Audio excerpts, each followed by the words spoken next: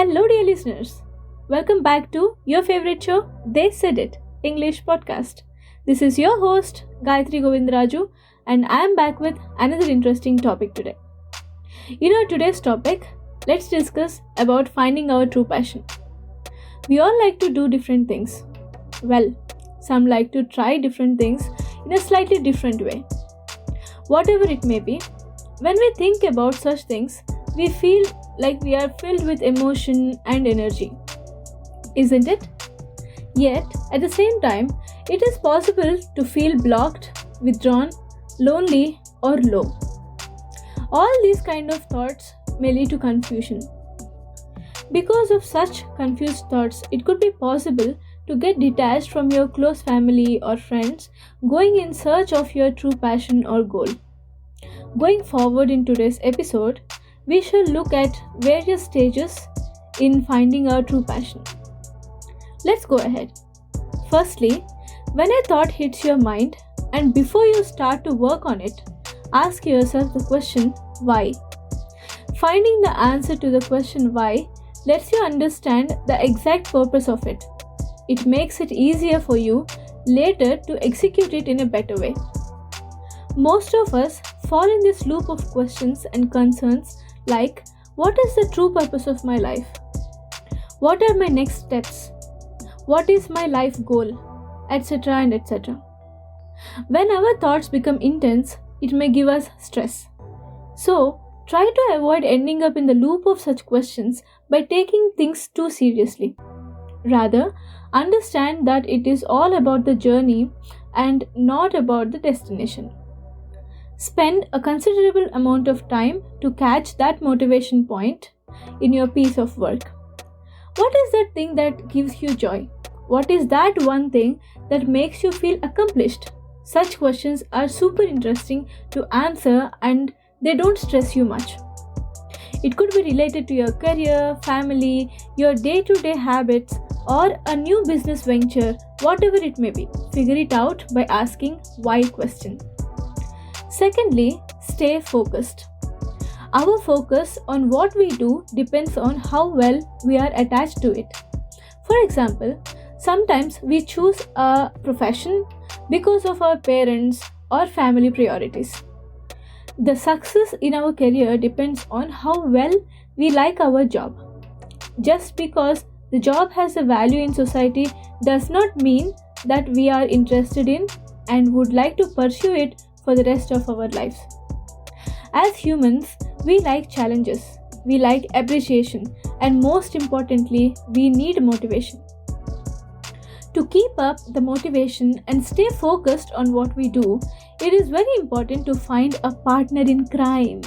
Yes, join a club with like-minded people, or ask an expert to become your mentor.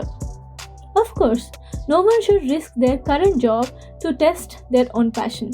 In such a case, you should always try to indulge in part-time job or activity, or maybe take some extra time to test or work on your side projects. Thirdly, stay determined. Determination is the key. We start something that we like. We find joy in it, and there comes a point where we get into a herd mentality. Meaning, this is a point where we start thinking about the people around us. We think that no one around is doing this except me. Or, what do people think about me if I'm doing this? Or, what if I do not succeed in what I'm doing? All these thoughts loosen up the strong connection between our passion and the motivation. So, this is the point where one must break the convention and fear not to be unique. Even though all our days are so crammed up with our hectic routines, it is important to be able to appreciate our uniqueness by taking time for ourselves. Self-introspection and assessment is only possible when we take down time for ourselves. Fourthly, believe that it is important to reconnect. Our lives are so random and ad hoc. We try to stick to our routines. Because of extended work hours, enrolling kids in free time activities, going out on family trips, whatever may be the reason, our life routines, passions, and preferences keep on changing. This should not make us demotivated or let us leave our passion behind. Some sudden happenings may come up in our way.